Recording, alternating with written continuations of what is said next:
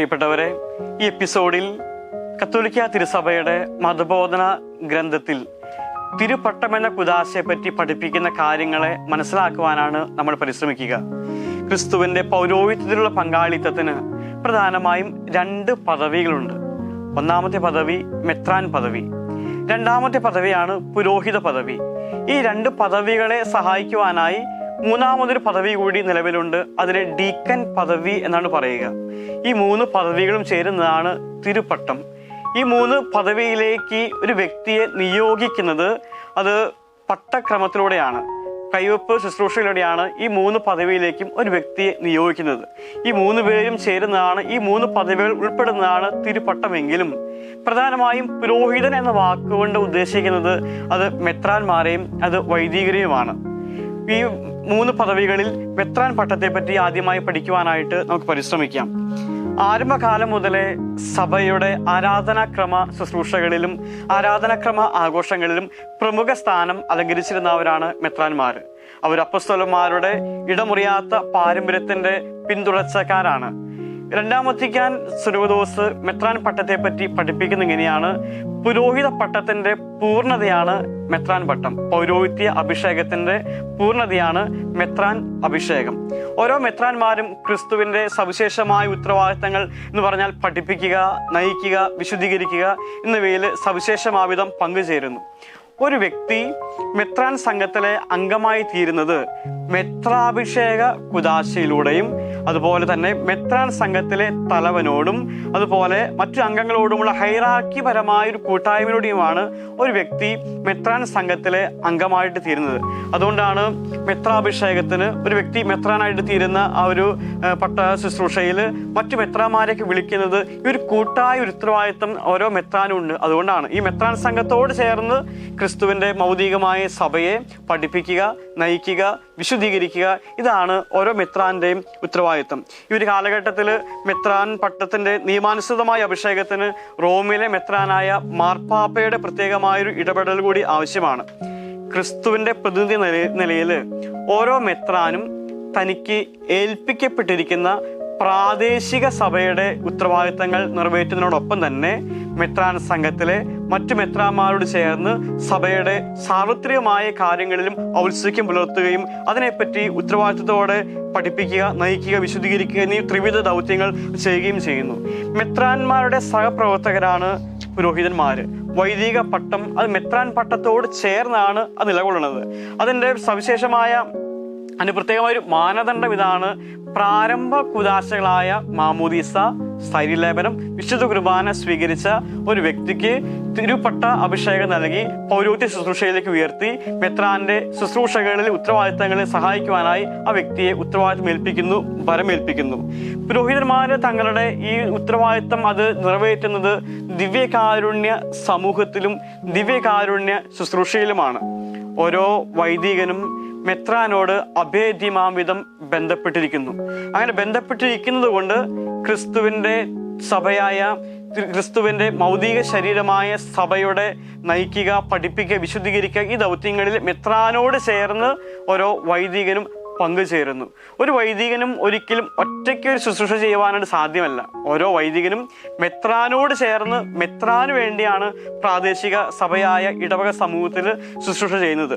അതിനെപ്പറ്റി പ്രബോധനം പറയുന്നത് ഇങ്ങനെയാണ്, നമ്മുടെ കത്തോലിക്ക സഭയുടെ മതബോധന ഗ്രന്ഥം പറയുന്നത് ഇങ്ങനെയാണ്: മെത്രാനുമായി ബന്ധപ്പെട്ടിരിക്കുന്ന വൈദികർ വിശ്വാസികളുടെ ഓരോ പ്രാദേശിക സമൂഹത്തിലും ഒരളവ് വരെ മെത്രാനെ സന്നിഹിതനാക്കുകയും അദ്ദേഹത്തിന്റെ കർത്തവ്യങ്ങളും ഔത്സുക്യവും ഏറ്റെടുക്കുകയും തങ്ങൾ അനുദിന ജോലികളിലൂടെ അവ നിർവഹിക്കുകയും ചെയ്യുന്നു.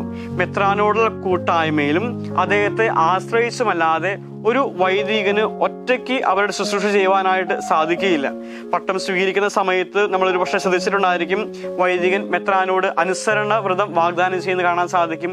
അതുപോലെ പൗരോഹിത്യ ദാന ശുശ്രൂഷയുടെ അവസാനം മെത്രാൻ ഈ പുരോഹിതനെ സ്നേഹ ചുംബനം നടത്തി അദ്ദേഹത്തെ വൈദികണത്തിലേക്ക് സ്വീകരിക്കുന്നത് കാണാൻ പറ്റും. അങ്ങനെ തൻ്റെ സഹപ്രവർത്തകരും പുത്രരും സഹോദരരും സുഹൃത്തുക്കളുമായിട്ട് മെത്രാൻ വൈദികരെ പരിഗണിക്കുകയും അതോടൊപ്പം തന്നെ വൈദികര് മെത്രാനെ സ്നേഹിക്കുവാനും അനുസരിക്കുവാനും ബാധ്യസ്ഥരാണ് ഈ ഒരു തിരുപ്പട്ട ക്രമത്തിൽ ശുശ്രൂഷ അർത്ഥമാക്കുകയും ചെയ്യുന്നു. ഈ തിരുപ്പട്ട ശുശ്രൂഷയിലൂടെ ഒരു വൈദികൻ ആ ഏത് രൂപതയ്ക്ക് വേണ്ടിയാണോ അദ്ദേഹം പുരോഹിത സ്ഥാനം ഏറ്റെടുക്കുന്നത് ആ രൂപതയിലെ മറ്റു വൈദികരോട് ചേർന്ന് അഭേദ്യമാമിതം ഒരു സഹോദര ബന്ധത്തിലേക്ക് ആ വൈദികൻ കടന്നു വരുന്നു. അങ്ങനെ അവരെല്ലാവരും ഒരു രൂപതയിൽ മെത്രാനോട് ചേർന്ന് വൈദികരെല്ലാവരും ഒറ്റ ഒരു സഹോദര ഗണമായിട്ട് രൂപാന്തരപ്പെടുകയാണ്. അത് തിരുസഭയുടെ ശുശ്രൂഷയ്ക്ക് വേണ്ടിയിട്ടാണ്. തിരുസഭയുടെ സഭയുടെ ശരീരത്തെ സഭാഗാത്രത്തെ പടുത്തുയർത്താൻ വേണ്ടിയിട്ടാണ് ഓരോ വൈദികനും പുരോഹിത ശുശ്രൂഷ ഏറ്റെടുക്കുന്നത്. മൂന്നാമത്തെ ഒരു പട്ടമാണ് ഡീക്കൻ പട്ടം. അതിനെപ്പറ്റി പറഞ്ഞു, അത് ശുശ്രൂഷ പട്ടമാണ്. ഹൈറാർക്കിയുടെ ഒരു താഴ്ന്ന തട്ടിലാണ് ഡീക്കന്മാരുടെ സ്ഥാനം. പൗരോഹിത്യത്തിന് വേണ്ടിയിട്ടല്ല ഒരു വ്യക്തിയെ ഡീക്കനായിട്ട് ഉത്തരവാദിത്വം ഏൽപ്പിക്കുന്നത്. അവരെ കൈവെപ്പ് ശുശ്രൂഷ വഴി അവർക്ക് ഡീക്കൻ പട്ടം കൊടുക്കുന്നത് അവർ ശുശ്രൂഷയ്ക്ക് വേണ്ടിയിട്ടാണ്. മെത്രാനെയും അതുപോലെ വൈദികരെയും സഹായിക്കുക എന്നുള്ളതാണ് ഡീക്കൻ പട്ടത്തിലൂടെ ഒരു വ്യക്തിയെ ഉയർത്തുന്നതിന് പിന്നിലെ കാരണം. അത് അവരുടെ ഉത്തരവാദിത്വം അവരെ മെത്രാനെയും വൈദികനെയും സഹായിക്കുക എന്നുള്ളതാണ്. മെത്രാൻ മാത്രമാണ് ഡീക്കൻ പട്ടത്തിന് വേണ്ടി ഒരു വ്യക്തിയുടെ ശിരസിൽ കൈവയ്ക്കുന്നത്. ഈ ശുശ്രൂഷ ദൗത്യത്തിൽ ഡീക്കന് മെത്രാനോടുള്ള പ്രത്യേകമായ ഒരു അടുപ്പത്തെയാണ് ഈ ഒരു ക്രമം സൂചിപ്പിക്കുന്നത്. ഡീക്കൻ പട്ടം സ്വീകരിക്കുന്നതിലൂടെ ഒരു വ്യക്തിയുടെ ഉള്ളിൽ ആത്മാവിൽ മായാത്ത മുദ്ര പതിക്കുകയാണ്. അങ്ങനെ ആ വ്യക്തി ഈശോയിലേക്ക് കുറെ കൂടെ അനുരൂപപ്പെടുകയാണ്.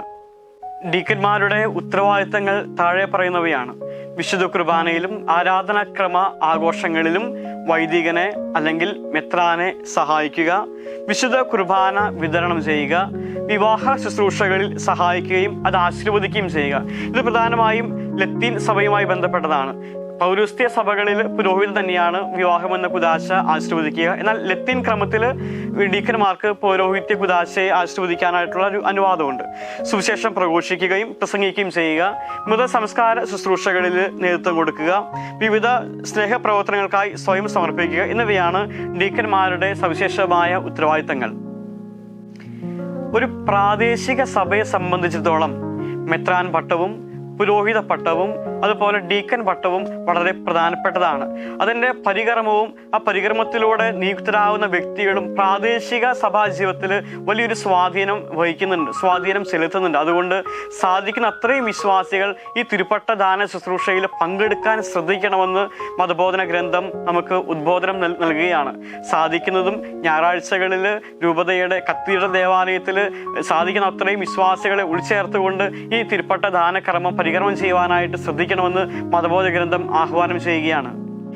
തിരുപ്പട്ട ദാന ശുശ്രൂഷയ്ക്കെല്ലാം ഒരേ ഘടനയാണുള്ളത്. അത് മെത്രാൻ പട്ടമായാലും പുരോഹിത പട്ടമായാലും അതുപോലെ ഡീക്കൻ പട്ടമായാലും ഒരേ ഘടനയാണ് ഈ പ്രാർത്ഥനകൾക്കും ശുശ്രൂഷയ്ക്കുമുള്ളത്. അത് ഇങ്ങനെയാണ്. 3 പദവികളിലേക്കുമുള്ള തിരുപ്പട്ട ശുശ്രൂഷയുടെ കാതലായ അനുഷ്ഠാനം ഇതാണ്. അർത്തിയുടെ തലയിൽ മെത്രാൻ കൈവയ്ക്കുന്നു. പരിശുദ്ധാത്മാവിൻ്റെ വർഷിക്കലിനും അർത്തി നിയോഗിക്കപ്പെടുന്ന ശുശ്രൂഷയ്ക്ക് ആവശ്യമായ അവിടുത്തെ ദാനങ്ങൾക്ക് വേണ്ടി ദൈവത്തോട് യാചിച്ചുകൊണ്ട് പ്രത്യേക കുദാശ പ്രാർത്ഥന ചൊല്ലുകയും ചെയ്യുന്നു. മെത്രാന് മാത്രമാണ് പുരോഹിത പട്ടം നൽകുവാനായിട്ട് അനുവാദമുള്ളത്. ഇനി ആർക്കാണ് ഈ പുരോഹിത പട്ടം സ്വീകരിക്കാൻ, തിരുപ്പട്ടം എന്ന കുദാശ സ്വീകരിക്കാൻ ആർക്കാണ് യോഗ്യതയുള്ളത്? അതിനെപ്പറ്റി മതബോധന ഗ്രന്ഥം പഠിപ്പിക്കുന്ന ഇങ്ങനെയാണ്. മാമോദിസ സ്വീകരിച്ചിട്ടുള്ള പുരുഷന് മാത്രമേ സാധുവായ വിധത്തിൽ തിരുപ്പട്ടം സ്വീകരിക്കാൻ സാധിക്കുകയുള്ളൂ. 2 കാര്യം പ്രധാനപ്പെട്ടതാണ്. ഒന്ന്, മാമോദിസ സ്വീകരിച്ച വ്യക്തിയായിരിക്കണം.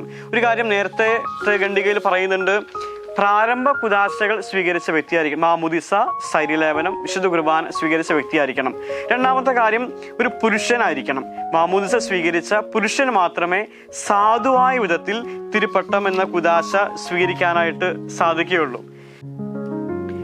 ഈ തിരുപ്പട്ട ശുശ്രൂഷ ഏറ്റെടുക്കുന്ന എല്ലാവരും ദൈവരാജ്യത്തെ പ്രതി ബ്രഹ്മചര്യ ജീവിതം നയിക്കുവാനായിട്ട് ബാധ്യസ്ഥരാണ്.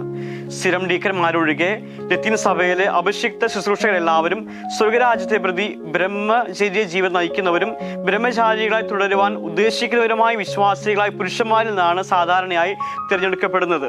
കർത്താവിൻ്റെ കാര്യങ്ങൾക്കായി അവിഭക്തമായ ഹൃദയത്തോടെ സ്വയം പ്രതിഷ്ഠിക്കുവാനും വിളിക്കപ്പെട്ടവരായ അവർ തങ്ങളെ തന്നെ പൂർണ്ണമായി ദൈവത്തിനും മനുഷ്യർക്കും വേണ്ടി നൽകുന്നതിൻ്റെ അടയാളമാണ് അവർ ഏറ്റെടുക്കുന്ന ബ്രഹ്മചര്യ വ്രതം. പൗരസ്ത്യ സഭകളിൽ നൂറ്റാണ്ടുകളായിട്ട് വ്യത്യസ്തമായൊരു ശിക്ഷാക്രമമാണ് നിലനിൽക്കുന്നത്. ബ്രഹ്മചാരികളായവരെ മാത്രം മെത്രാന്മാരായിട്ട് തിരഞ്ഞെടുക്കുമ്പോൾ വിവാഹിതരായവരെ പുരോഹിതരും ഡീക്കന്മാരുമായിട്ട് അഭിഷേകം ചെയ്യപ്പെടുന്നു. ഇന്നും ചില പൗരസ്ത്യ സഭകളിൽ വിവാഹിതരായ പുരോഹിതന്മാരെ കാണാൻ സാധിക്കും. പൗരോഹിത്യം സ്വീകരിച്ചതിന് ശേഷം വിവാഹിതരാകാൻ സാധിക്കുകയില്ല. എന്നാൽ പൗരോഹിത്യം സ്വീകരണത്തിന് മുമ്പ് എന്ന് പറഞ്ഞാൽ ഡീക്കൻ പട്ടത്തിന് മുമ്പ് വിവാഹിതരായവരെയും പൗരോഹിത്യ ശുശ്രൂഷയിലേക്ക് അഭിഷേകം ചെയ്യാറുണ്ട്. അങ്ങനെയാണെങ്കിൽ പോലും പൗരസ്ത്യ സഭകളിൽ നൂറ്റാണ്ടുകളായിട്ട് ബ്രഹ്മചാരികളായവരെ മാത്രമാണ് മെത്രാന്മാരായിട്ട് തിരഞ്ഞെടുത്തിരുന്നത്. വിവാഹിതരായവരെ പുരോഹിതരും ഡീക്കന്മാരുമായിട്ട് അഭിഷേകം ചെയ്യുന്നു. ഇത് നിയമാനുസൃതമായ രീതിയായിട്ട് പണ്ടുകാലം മുതലേ പരിഗണിക്കപ്പെടുന്ന ഒരു കാര്യമാണ്. പാശ്ചാത്യ പൗരസ്ത്യ സഭകളിൽ തിരുപ്പട്ടം സ്വീകരിച്ചു കഴിഞ്ഞാൽ ആർക്കും പിന്നീട് വിവാഹം ചെയ്യാനായിട്ട് സാധിക്കുകയില്ല. ഈ തിരുപ്പട്ടം എന്ന കുദാശയുടെ പ്രത്യേകത, അത് സ്വീകരിച്ചു കഴിയുമ്പോൾ ആത്മാവിൽ മായാത്ത ഒരു മുദ്ര പതിയുകയും ക്രിസ്തുവിനോട് കൂടുതൽ അനുരൂപപ്പെടുവാനായിട്ട് അത് സഹായിക്കുകയും ചെയ്യുന്നു. ക്രിസ്തുവിന്റെ പ്രതിനിധിയായിട്ട് അവിടുത്തെ പുരോഹിത, പ്രവാചക, രാജകീയ ധർമ്മങ്ങൾ നിർവഹിക്കുവാൻ തിരുപ്പട്ടത്തിന്റെ അഭിഷേകം, തിരുപ്പട്ടത്തിന്റെ ഒരു ഉത്തരവാദിത്തം അതൊരു വ്യക്തിയെ പ്രാപ്തനാക്കി മാറ്റുന്നു. അത് മാത്രമല്ല, പരിശുദ്ധാത്മാവിന്റെ സവിശേഷമായ കൃപാവരം കൊണ്ട് ആ വ്യക്തി തന്റെ ഉത്തരവാദിത്തങ്ങൾ നിർവഹിക്കുവാനായിട്ട് അഭിഷേകം ചെയ്യപ്പെടുന്നു. പുരോഹിതനും ഗുരുവും അജപാലകനുമായ ക്രിസ്തുവിനോടുള്ള അനുരൂപപ്പെടലാണ് ഈ പൗരോഹിത്യ ശുശ്രൂഷയിലൂടെ ഒരു വ്യക്തിക്ക് ലഭിക്കുന്നത്. പൊട്ടമേൽക്കുന്നവർ അവിടുത്തെ ശുശ്രൂഷകനായി തീരുന്നു. തിരുസഭയുടെ മൗതികമായ ശരീരമായ തിരുസഭയെ സവിശേഷമാവിധം വളർത്തുവാനും പരിപാലിക്കുവാനും പടുത്തുയർത്താനുമുള്ള ഒരു ഉത്തരവാദിത്തമാണ് ഈ തിരുപ്പട്ട ശുശ്രൂഷയിലൂടെ ഒരു വ്യക്തി ഏറ്റെടുക്കുന്നത്.